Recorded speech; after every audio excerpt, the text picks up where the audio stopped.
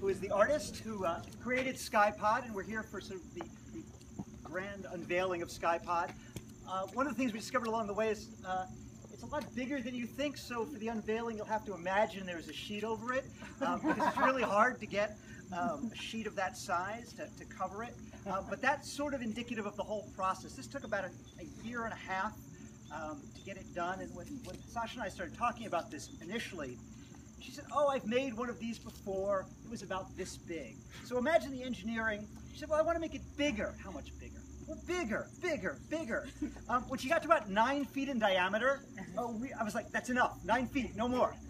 So it's 9 feet in diameter. It's about 2,600 plastic bottles that we harvested from recycling, and some people here may have donated them for all I know.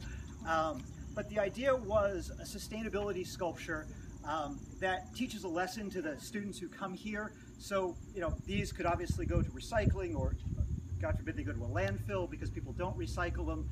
But we use about 50 billion bottles a year in this country for drinking water, for bottled water. And so the idea is kids realize sort of the magnitude of the problem we have with plastic bottles in this country, how much oil is wasted on them. But also the other part of it, and this is really Sasha's part, was to make something beautiful and artistic out of those bottles, which I think she definitely accomplished. A few little stories about this. So once we built it, and her husband Jin over there, he and I were the collaborators on the engineering of getting this, the infrastructure of this 9-foot sculpture. Because when you go from this big, you use topiary, I think initially, you know, wiring. Well, you can't really get that of that sort of size, and of course it's going on the roof of the building, so it couldn't be heavy. So the problems have compounded. We got the sculpture skeleton built, but then we realized, okay, so how do you get to the bottles on the top? Because there's wire mesh around it. How do you put those in? So it started the creation of a nomenclature around this. So the piece that went on top was kind of round, about this big. So that was referred to as the yarmulke. So we had to get the yarmulke on top. So that was good, but then we had this piece underneath, so it looks like it's going through the building. That became the underpass. But then, when we realized we were missing the pieces on the sides, those became the payas. Those are so sideburns, okay? And so it evolved into this process. But Sasha, do you want to say something about the sculpture and what's involved? First, I would like to add one story that you know, that highlights Jeff, who was a huge, you know, part of engineering, conceptualizing everything as such. We were collecting bottles, as Jeff said, and those were cleaned and delabeled and peeled, and at some point it was very difficult to get bottles. And I do remember how Sashka actually borrowed 5 bags of bottles here from my house to PEEC. And then I wouldn't have brought it up, Jeff. well, but Jeff and they were behind the building. Long story short, Jeff comes to work, they're missing.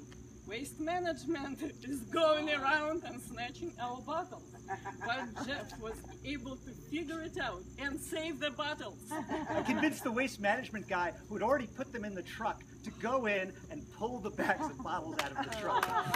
So to me, it's absolutely heroic act, and there were many of those, because the whole piece was built by help of volunteers. And you know, I can't thank enough everybody who contributed to the project. And we do have cards here, and please feel free to pick them up, and list of people who worked on that is on the back. So yeah, you know, I am very, very grateful to them. But of course, you know, I'm the most thankful for the fact that I had an opportunity to land this thing on that particular roof, because the idea that I was working on is very much in alignment with what PEEC is painting for. So to me, it's not just a sculpture that is in any place, it's a perfect place for it to be, because the message is that our consumption is through the roof. Yeah. And I wanted to drive it home. So, and that is kind of what is it all about. And as Jeff said, it's almost 3,000 bottles there. It doesn't look like much when it's all on that shape, but they were fields and fields and fields of those. So the message is there. And in my work, I mostly work in glass. So I'm a glass artist. However, when I turned to plastic, I felt that as a contemporary artist, I need to use contemporary materials because they relate to issues that are important to us. And of course, the fact that plastic is constantly touching our hands for seconds and then we are putting it in a recycle bin is very symbolic to our age.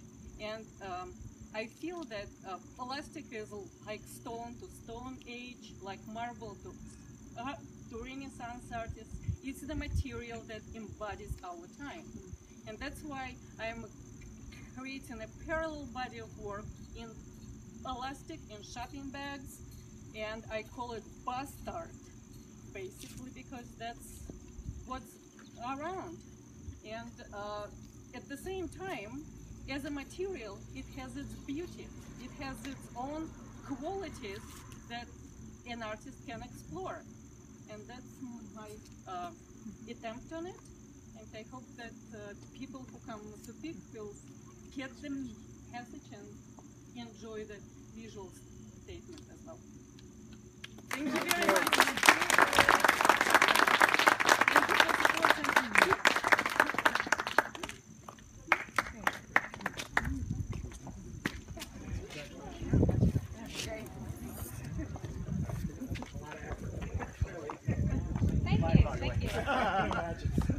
The photos, she did great photos.